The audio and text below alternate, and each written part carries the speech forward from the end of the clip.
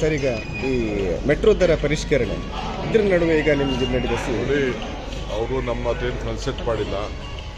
ಅವರಿಗೆ ಅಥಾರಿಟಿ ಇದೆ.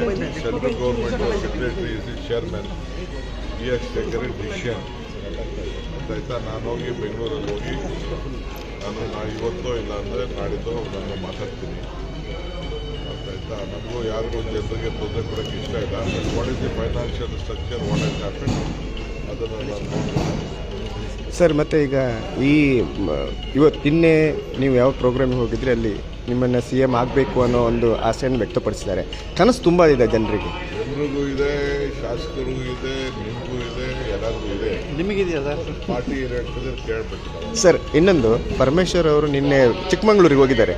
ಅಲ್ಲಿ ಅವರು CM ಆಗಬೇಕು ಅಂತ ದಲಿತ ಸಂಘಟನೆಗಳು ಭಾಳ ತಪ್ಪೇನಿದೆ. ಅವರವರ ಅಭಿಮಾನಿಗಳು ಅವರು ಆಸೆ ಪಡ್ತಾರೆ. ಅದಕ್ಕೆಲ್ಲ ನಾನು ಬೇಡ ಅಂತ ಹೇಳ್ತಾರೆ. ಸರ್,